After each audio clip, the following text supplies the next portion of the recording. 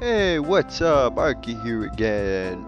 I really didn't want to do it, but I did it anyways. I did it for you guys. I leveled my Shaman up to 90 on the beta server. To be honest, it wasn't as bad as it sounds. The game's really polished and it really does seem pretty fun until you hit level 90. At level 90, I hit a brick wall. No, literally, I hit a brick wall. Well, actually, I'll just come back to that later. But yeah, as I was leveling, I did learn a few things and I thought it was an excellent occasion for a MoP leveling guide. So here are some pro tips that will make you level a lot faster by not making the same mistakes that I made.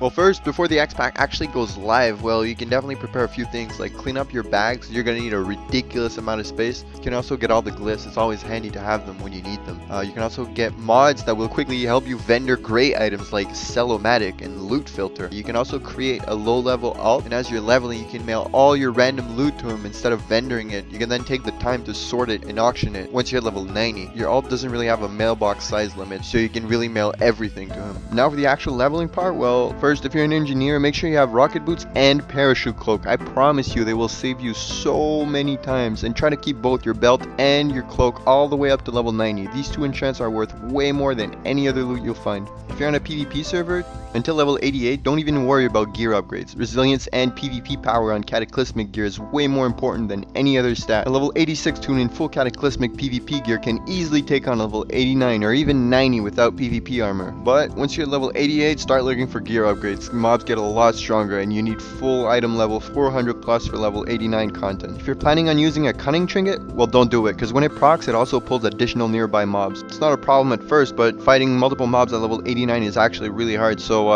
get a good PvE trinket, but not the cunning one. Any trinket you'll find in DS is better than quest trinkets, so you'll use them all the way up to level 90. Now let's put gear aside for a second. If you remember, with the recent changes to CC spells, you can now CC a mob without actually pulling him. So remember, you can do this for quests. You can hex the mob and then go loot the thing right next to him. It comes in really handy, so do it whenever hex is off cooldown. About glyphs, well, for minor glyphs, get glyph of Ghost Wolf Water Walking, which is really useful.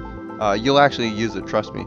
And for major glyphs, get Freedom Wolf, which will help you when getting ganked. Get Unleashed Lightning, which is pretty much mandatory. And for the last slot, well, I've tried a bunch, and I'd say use Telluric Currents for level 85 to 87. Around level 87, your mana pool is already at 200k, so your mana returns are really high. So go ahead and switch to Flame Shock or something. And the new totem system is kind of confusing at first. Just remember, all the good totems are air totems, so you can't overlap them. So Grounding, Stormlash, and Capacitor totem. When you're getting ganked, you kind of want to have all three down at once, but just make sure you only drop one at a time. Speaking of getting ganked, well, when it happens, the first thing you want to check is the terrain around you, and look for a good thunderstorm cliff. It'll save you so much in world PvP. It's so game changing. I actually had a lot of fun ganking people while leveling.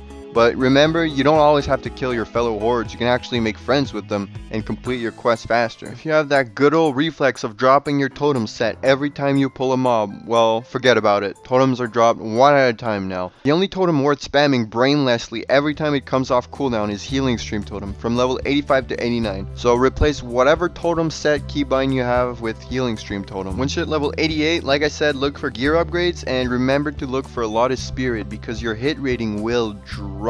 So yeah, you want to stay hit capped or else you're going to miss and it's going to be really annoying. From my experience, the last two zones are a lot harder. So I'd recommend clearing the quest in the level 87 plus zone completely, which is called Kunlei Summit. By doing that, you will be able to hit level 90 before you even step into the Dread Waste, which is the hardest zone. Unless you're a Blood DK, of course.